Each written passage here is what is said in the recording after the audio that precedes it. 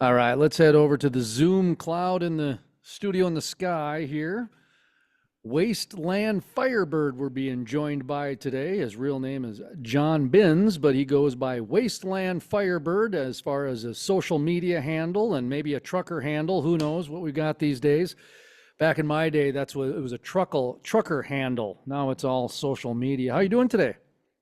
I am doing awesome. How are you? I'm doing fantastic. Now I'm in the cold, frozen state of Minnesota, and I understand you're in the down under state of Australia. I'm in Sydney, Australia, and it is summertime and the sun is shining. Fantastic. So you're going to be making the trip here on Route 66 coming up in, probably about a month and a half. And you've done some in the past before. Do you want to start with the past, the present, or the future?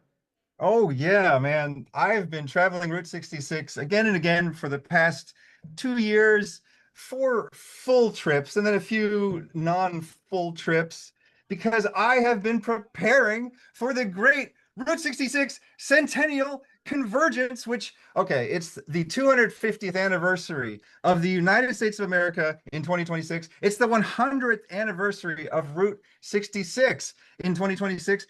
And it's the 20th anniversary of Pixar's Cars. So this is a great year. Okay, the Great Route 66 Centennial Convergence is happening April 11th to 30th.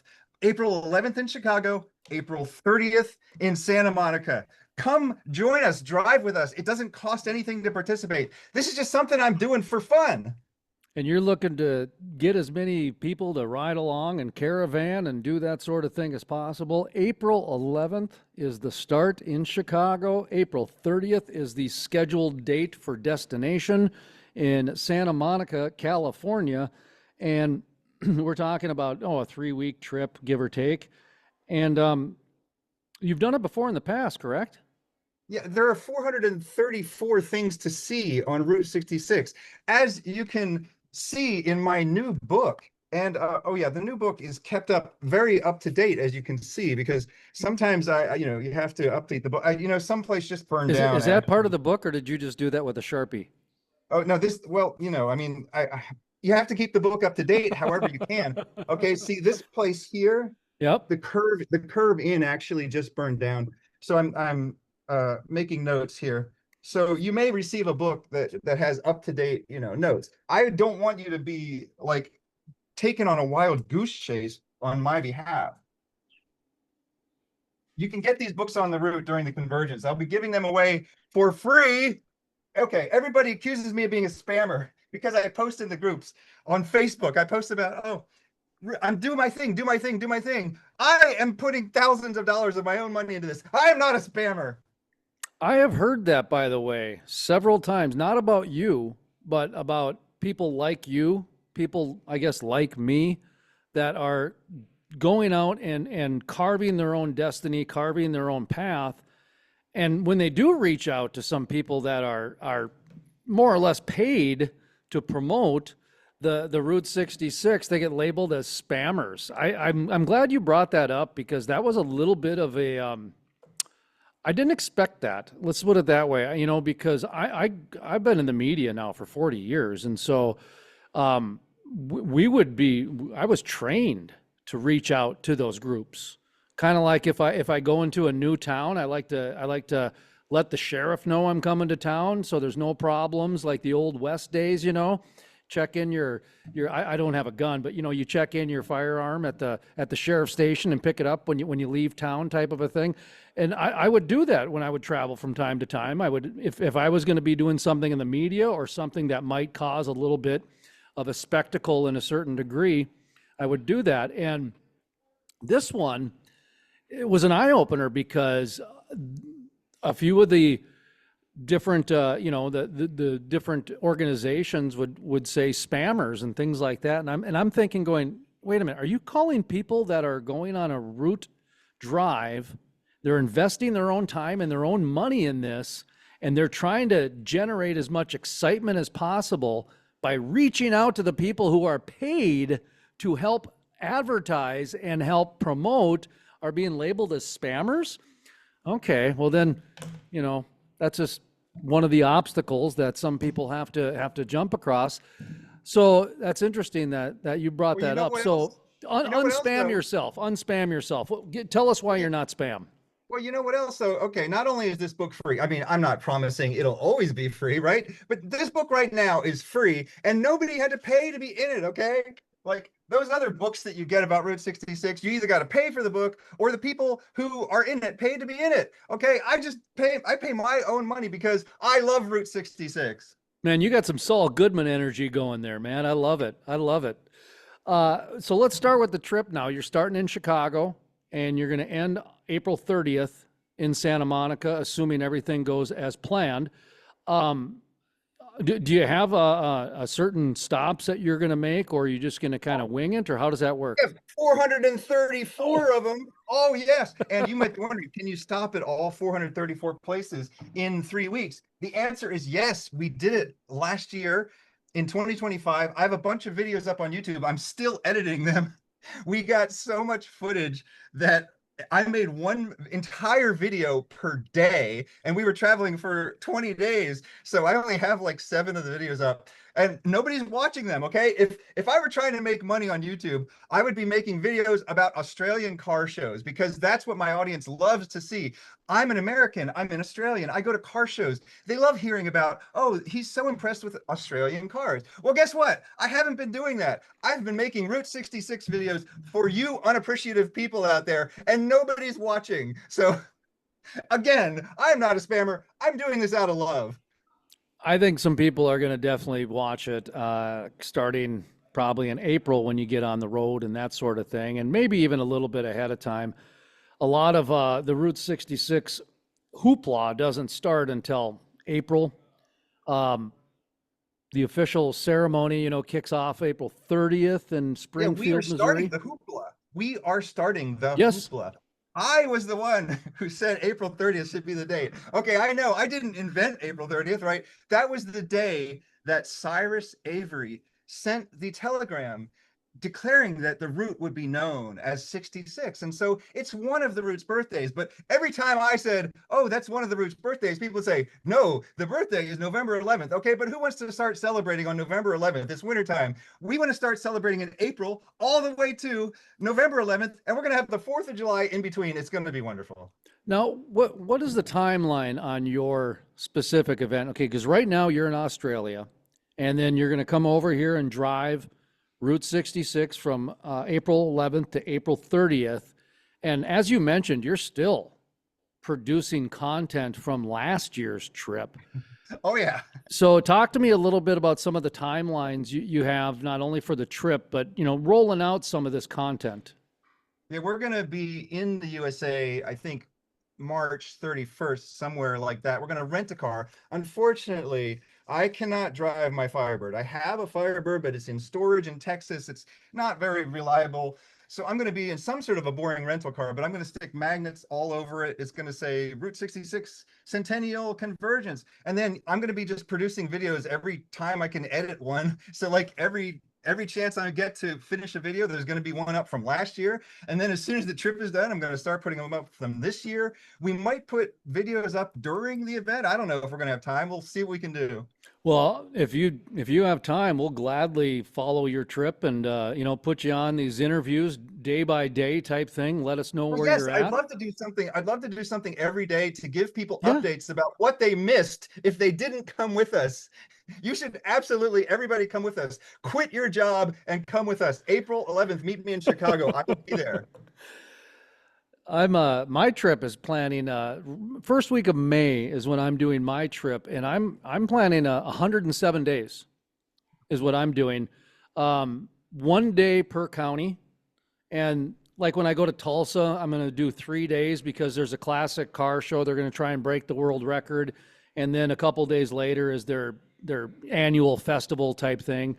And then every 7 days, I'm basically going to spend 2 or 3 days in whatever town I land, like Gallup, New Mexico. I think I'm going to schedule 3 days there. I know they have a Sizzler, so I'm very excited to eat at the Sizzler. I haven't been there since probably 1986. So I'm looking forward to sizzling on the sizzler in Gallup, New Mexico. Do you have any specific places that you really like going back to? I'm not familiar with a lot of the different places. Where are some of the stops you're really looking forward to? Okay, Gearhead Curios in Galena, Kansas, Cadillac Ranch in Amarillo, Texas, and Roy's Cafe in Amboy, California. Now, I mean, I hate to say it, but like those are like the best. Also, Gasoline Alley Classics in Sapulpa, Oklahoma. I mean, okay, I could just keep going and going and going. Gasoline Oh Alley, yeah, like the old comic? as you say, Tulsa, there's all the new giants, all the new muffler men in Tulsa. They were all put there by Mary Beth Babcock. She's a hero. She's the center of the modern day Route 66 revival. I'm sorry, I interrupted you. What did you say? Oh no, that's okay. I interrupted you originally, so you keep bulldozing right through, man. I You got wouldn't try some. interrupting me, sir. It doesn't work.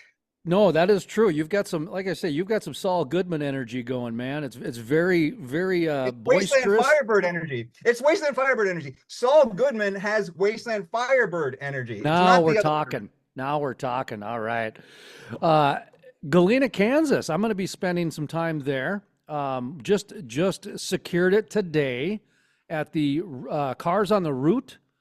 We're going to be stopping there, and we're going to do a 2 to 3 hour live recording session for people that want to come by and talk about their Route 66 stories. Kansas is interesting. It's only 13 miles, you know, and I look at them as kind of like a wild card because they get a seat at the table, but they don't really have to compete with all the other counties. So they just kind of, you know, they're kind of the only child, if you will, of Kansas. So that was our first one our second one. We're going to be stopping at the Wheels Museum in Albuquerque and doing some live broadcasts there as well. We're hopefully going to do a live broadcast every day. And then if it works out, that'll be fantastic. If not, well, maybe it won't be as live as we think. But you mentioned Galena, Kansas. You mentioned a few places in Oklahoma. I got to ask you about California. I've heard from a few people that the route necessarily is not the same, that it is the same. There's still switchbacks. When I was doing some of the history of Route 66, I read that there were communities that they would have drivers that were hired to drive people through the Route 66 because there was so many switchbacks and unsafe roads and that sort of thing. So I thought, okay, well, what's California like? What is it? Because it's a little bit longer than people think, Route 66. Yeah, so the fact is, you have to travel Route 66 east to west. And okay, the reason that people have always felt like going west was like moving to a better life. Like when the Europeans first came to the Americas, they traveled west. And then like during the Great Depression, people traveled Route 66 west and they were looking for a better life. And so the story of Route 66 is the story of America. It's the story of the American dream. And you have to tell a story in order. If you go from Chicago to Los Angeles, you're doing it right. If you go from Los Angeles to Chicago, it's like watching a movie in reverse, okay? So Chicago, you have this bustling city, but it's definitely city life. And then you go through like the middle America, you know, like the real America and St. Louis. And then you start to eventually, though, get to the desert. And then that's when you discover that things are gone. I actually have to update my book. Fort Courage has just vanished off the map. I happen to have a menu. I have no idea how I acquired this. I happen to have a menu from Fort Courage. By the way, if anyone wants to purchase this, I will sell it for $5,000. Okay, Fort Courage is off the map. The route is always changing, okay? The route is always changing. Things are going away. You have to see them now while you still can. So you hit the desert. And then in the desert, it's kind of like the all is lost moment in a movie. It's kind of sad, okay? Everything is abandoned except for a couple little places. The Jackrabbit Trading Post. Do not miss the Jackrabbit Trading Post. And then, as you say, you get to California, it's underrated. Like California is amazing too. Yes, there's all the switchbacks of the Sidewinder, and you might die out there. That's part of the adventure. Don't take any big trailers. Don't take any giant vehicles with large trailers. Let's just put it that way. You might have to. That's how I found out about it. I was gonna bring a 25-foot camper, and I talked to Reese Martin with the Oklahoma Route 66 Association. He's like, well, you might not want to do that in California. And so maybe I'll There's a park section it of somewhere in New California. Mexico. There's a section of California, where the Sidewinder on the way to Oatman. So actually, it might be right around California. There's Oatman, Hmm. Arizona, Oatman, California. I don't know. So anyway, there's some curvy roads, and on my journey, I have 4 surprise locations, things that are not usually considered to be part of Route 66, but they're very nearby. And one of them involves another curvy road. So if you like curvy roads, follow me. It's interesting how many people are jumping on the Route 66 celebration. You mentioned the 250-year anniversary for America. And, America, of course, freedom, independence, republic. Route 66 really was what you were talking about, the manifest destiny of America at the time. That's, kind of how I looked at it. Head west, young man, manifest destiny. And I've got one of our sponsors is the Crude Life. There we go. The Crude Life, which is a non-political oil and gas type of brand that was more of a soft news magazine. And so they're the ones that reached out to me and asked me to write the book, 66 things on Route 66. I had no idea that motels were created because of Route 66. I had no idea that speed limits were because of Route 66. Phillips 66 kind of got its name a little bit from going 66 miles an hour on Route 66. So when I started understanding how much of Americana, our current culture, was built on Route 66, I had to do this trip. And from the freedom of an internal combustion engine, which is what gave us the freedom back 100 years ago. Okay, this was not horse and buggy, and this was not electric vehicles. This was the internal combustion engine that allowed small business to flourish. You have your traveling salesmen, you have your motels being created, all these different. So that's kind of the slice we're taking a little bit. You mentioned the classic cars and the Wasteland Firebird and all these different things. I get the impression you're more of a freedom person for this journey based on what you've talked about. So explain your spine, if you will, how you're tackling this a little bit different than everybody else. Oh, I love freedom. I love the American dream, and no one even knows what the American dream is. I was in Oklahoma. I was in Quapaw, Oklahoma. There's a video online on my YouTube channel, Wasteland Firebird, which nobody watches. So this is not self-promotion. This is me losing money making videos for you people that nobody watches. Okay, I met kids in Quapaw, Oklahoma. I asked 5 middle school kids, do you know what the American dream is? And they just shook their head. They haven't even heard of the American dream. It's not even a matter of like people aren't patriotic anymore or people don't believe in the American dream anymore. They haven't even heard of it. The American dream is a few things. At the most basic level, it's this idea that if you work hard, you can support yourself and your family. Maybe have one car, maybe have a small house with one bathroom. That was like that's all they had in the 50s. People act like it was so easy in the 50s. It's like, yeah, I mean, no air conditioning, one bathroom. I don't know. Like it's been hard forever for everybody. We've all had to work hard. Okay, but the American dream is more than that. It's also the idea that if you are creative and you're skilled and you're talented and you're passionate and you're good at networking and you're good at marketing yourself and you have the ability to see things through and the willingness to risk it all, there is a chance, not a guarantee, but there is a chance that you will become rich. And some people say, oh, it's all luck. It's all luck whether you become rich. Well, what is luck? Luck is preparation plus opportunity. You can make your own luck. And what is rich except bettering your life? Really, Oh, absolutely. that's all it I know is. I keep saying that I'm not making money from this, but I have no problem with making money. As I said, if you want to send me $5,000 for this, you can. I mean, I will even sell you a book. If you want to sell me $5,000, I will change my rule and I will sell you this book for $5,000. But at the moment, it's free. And if the crude people want to sponsor me, I'm happy to show their cups on camera and I will drink as much crude oil as they like if they're willing to sponsor me. I'll make sure I run that up the flagpole then. What's up with the book? It's free. Is it a digital thing that people buy or that they Okay, well, download? nothing in this world is free, so I have to pay something like $12 each for these. So think about that when you get one for free. Think about what a wonderful man Wasteland Firebird is. That's all that I'm asking is that you appreciate how wonderful I am. And no, it is not digital. This here, these little QR codes, whatever these fancy Mm-hmm. pants things are, that was because I know that people want to use their modern, I don't even have a cell phone.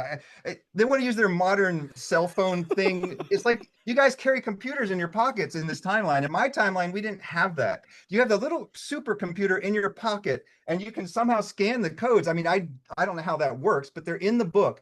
And so what you do is you scan the code and you put it into your navigation app and it takes you right to that place. It keeps you on the route for the entire book, and you can visit all 434 places, not for very long, but you can visit all of them in 3 weeks, and you will stay on the route just by following my book. And guess what? You don't even need an app. So as you can tell, I make people mad. I talk about how, oh, look, you don't even need an app. You have my free book here. Oh, I put a free map online, okay? That made people mad because they have their own maps and they sell an app and that kind of thing. And no one had to pay to be in this book. Well, like I said, in some of those other books out there, the small businesses have to pay money to put themselves in those books. That's not what I'm doing. I'm trying to give it all away. And, maybe I'll make a buck later, but at the moment, everything's free. So how do people get the books? Well, basically, you got to find me. Okay, but there's another way too. No, there's another way. I'm going to have some books on me during the convergence, but I'm also going to leave some books. I'm going to hide books along the route. For instance, in Chinoa, this place here, number 28. Okay, this is going to be your best hope, I think. This place is crossed out, but that's only because I got the address wrong. So if you want to find this place, Route 66 of Chinoa Roadside Attraction and Tourist Info, if you want to find that place, it's going to be a challenge because I don't even have the address for it in my book. It's a bit of a mystery, but if you can find that place, there are a bunch of flyers there, and my book will be in that place. I'm also going to probably leave a few at Gearhead Curios. I'm just telling you and your audience, I'm going to leave a few maybe at Roy's Cafe in Amboy, and there will probably be some at the Cozy Dog Cafe in Illinois as well. So if you follow me and you're not part of the convergence, but you're doing your trip in May, you're doing your trip in June, you're going to want to stop at all those places and ask, do you have a copy of the best guide to 66, Wasteland Firebird's guide? And some of them might just say yes. And if they don't have a copy of the book, they might actually just have a copy of one of my flyers. So I've been distributing flyers all down the route as well, trying to, oh wait, no, this is my book cover. This is the actual cover art for the book. No, I've been distributing flyers all down the route as well to advertise this event. This is the original art for the flyers. Sorry to interrupt, but I saw that before when I was doing some due diligence on this interview. And I really like the style you did because it reminds me of what I did in high school. Like I would doodle, on notepads and just okay. So that's the look you were going for then, right? This guy gets it. Okay, he gets it. I am not an artist, you see, but I do art anyway because any person can do art. I sat in school and I doodled in class, and that's exactly what this is supposed to look like. And that's what it does look like. And it wasn't on purpose. This is just how I do art. Reminds me of when I would do the KISS logo and the AC/DC logo, and then I'd try to draw some NFL teams on there, and then I'd work on my signature and make notes on the side. And I was an editor for 25 years, and the margins were just filled with notes like that. Exactly. Well, look at that there. Look at that. Well, I've done all kinds of things. So this is all the kinds of things that I've done that no one appreciates. I mean, we'll see. Maybe people will appreciate it. Okay, aren't you going to ask how many people are going to do the Great Route 66 Centennial Convergence? Go ahead and ask. How many people are going to do the Route 66 Great Centennial Convergence? It's the great. If you say it right, I'll give you the answer. Okay, let me try one more time here. How many people are going to do the Great U.S. Route 66 Centennial Convergence? How's that? The Great. No. The Great. Yeah, the Great. No, U.S. Route 66. No, not US. Well, you better change your website then. I read it right off your website. Route 66 Centennial Convergence. It's let's wait. GR66cc.com. Great Route 66 Centennial Convergence.com. Okay, anyway, you know how many people are going to do it? Somewhere between 10 and 10,000. I don't know because I don't sell tickets. Anyway, among the number of people who don't appreciate all the work that I do, I'm going to make some of these keychains. The reason I'm making so much merchandise for this is I'm giving away prizes. Like some of the prizes are going to be one of a kind things. Like this is the original for the flyer. I'm going to give this away as a prize because I'm going to do a bunch of little contests. Like what if you take a selfie beside all 434 things on the route? What about a prize for the youngest person to do the convergence or the oldest person to do the convergence? I'm going to give away prizes either along the route or at the end of the route. And so that's what a lot of this artwork is about. Well, feel free to let us know and lean on us because we'll certainly put it out to the masses. As many people that we can have. We have a radio stations now that are picking up our weekly show. We've got some social media followers. I don't even know what this is. There's an artist in Amsterdam who he made a bunch of these things and he embedded them into the asphalt of Route 66. And he sent me one of these in the mail. I think this is actually one of them. So, where do you stay? Do you sleep in the car? Do you sleep in hotels? Well, I'm so glad you asked. Let me see. We're at the Athletic Association in Chicago. Hopefully, we'll be getting a room at the Wagon Wheel. Oh, okay. The Springfield Motel, I don't know. It's in the book. Okay. But there's another artist who's contacted me. While we're on the topic of European artists, there's another artist who's contacted me. He will draw on hotel rooms behind the mirror. Okay. He will take the mirror off the wall. He will draw a painting that is in respect and saluting Route 66 in some way. Like there's a Steinbeck painting. There is an Angel Delgadillo painting. And if there's no mirror in the room, he might find a different place to put the painting. So I know where 4 of these paintings are. I have a video up on YouTube about that. Nobody watched that video either. So, I mean, this is still basically a secret. If you're watching this, you are hearing all of the secrets. Okay, so I have listed where to find these rooms, like which room and which hotel. And that is all on the big list. If you were looking for the big list in website form, this does exist in website form. What you want to do is go to gr66cc.com and then you click on the Wasteland Firebird's big list, and that is going to be kept up to date. Even after the convergence, I'm going to use that list to keep up to date with like what's changed and that kind of thing. Now, gr66cc.com, the Great Route 66 Centennial Convergence. There you go. You got it right. Thank you. And of course, we're being joined by the Wasteland Firebird. I'm not the Wasteland. I like that. I like that. The Wasteland Firebird. I'm going to start going by that. I am the Wasteland. I'm not just Wasteland Firebird. I am the Wasteland Firebird, the one and only. Did you happen to go to the Ohio State University? Sorry, that's no. I don't get it. That's where the NFL players, whatever they'd say where they're from, the people from Ohio State would say, John Jones, offensive tackle, the Ohio State University. And so it kind of became this like joke where the Ohio State University. Well, me in sports, and let me tell you about sports. I used to be a skateboarder for 40 years, and then I started watching videos online of people doing roller skating in skate parks and in the streets. And so now I've become a roller skater. So I plan to do as much roller skating on Route 66 as possible. Well, there was a time when you could. In fact, Paul Harvey once said, did you know you can roller skate from coast to coast on Route 66? Something along those lines. Well, there are some brick sections. There are some brick sections, and nowadays there's a lot of potholes on some of the other sections. So I wouldn't recommend doing the whole thing on roller skates, but I've considered it. So the presentation, Wasteland Firebird, you're on YouTube. You also have a website, gr66cc.com. Any other social media platforms you're using?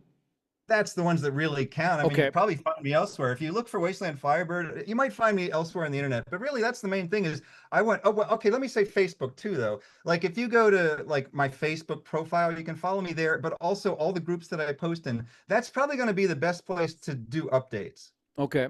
And I was going to ask you, we got about 5 minutes left here. The presentation that you're going to be bringing, we're trying to do somewhere between diners, drive-ins, and dives, and Paul Harvey. That's what we're going to shoot for. Somewhere in between there, you know, bring a little bit of that fun vibe, but also the respect and history that Paul Harvey came in. What's your style that you're gonna bring? Is it the Oh high man. energy? It's all about the American dream. And this is not high energy. This is just who I am. This is my personality. This is medium energy. Like there must be people, with more energy than me out there. I mean, they might be on cocaine. I'm not on any drugs. I'm just this person, okay?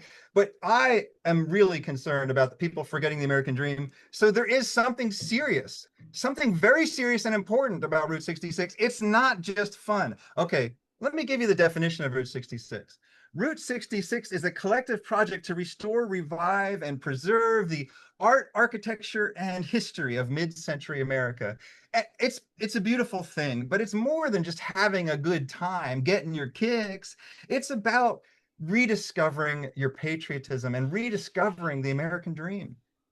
Well, I love it. I think it's fantastic, and the energy you bring is needed, and it is seriously needed. And I think this interview is quite the treat for me. I'm so used to interviewing oil and gas professionals that can only speak, in this box because of attorneys and compliance officers listening and that sort of thing. So it's nice to get some sensationalism, really. And I don't mean that in a negative way. I mean that in a fantastic sort of way, because honestly, I think this trip for people is something they should really do, whether it's just their state or the whole deal, and wear glasses like that and just have fun.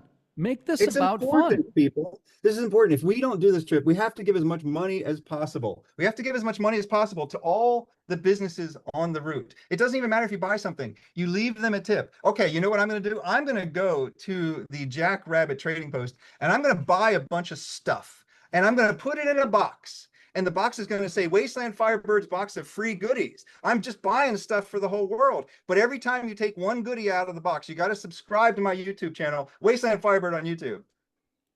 What was that YouTube channel again?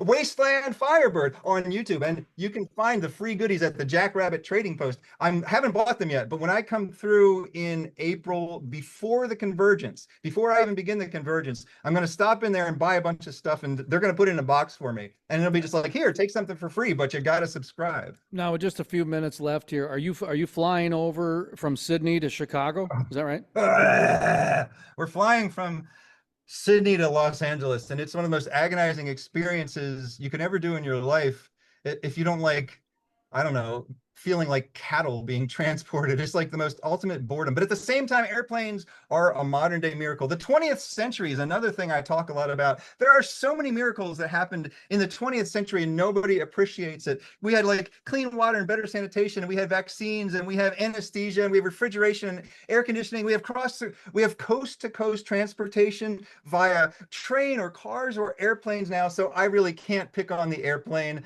but it's a bit of a long ride. I know when I went to Hawaii it was Chicago to Hawaii was my flight, Minneapolis, and then Chicago, and then 13-hour, 11-hour, something like that. And that was, and I used to travel a lot, like 42 weeks in a year, 36 weeks in a year, that sort of thing. And so, but I'd never been on more than a 4-hour flight in my life. And it's a little tough, especially if you're not on an aisle seat and you get asking someone to get up so you can just go walk up and down the rows, to stretch your legs. You feel guilty doing that. So Well, there's a scene in Fight Club. Okay, Fight Club came out in 1999, and I'm pretty sure there's a scene in it where he walks in front of someone in an aisle on the airplane, which means that in 1999 you had enough room that you could get out of your seat without disturbing someone else. That's not even possible anymore. They're cramming us in there like sardines. Well, the open road is the time to do it, folks. The Hey, well, open that's the thing is, road. I will do road trips all day long. I can do 3 weeks of road trips. I'm just not so much one for airplanes. Well, we're wrapping it up here, and Wasteland Firebird is his name. You can find him on YouTube. You can go to gr66cc.com. We'll also have the links down below in our site, and he's getting out there in less than a minute. What do you got for some final words for people? Don't forget the American dream, people. Go out and visit Route 66. Let's do this.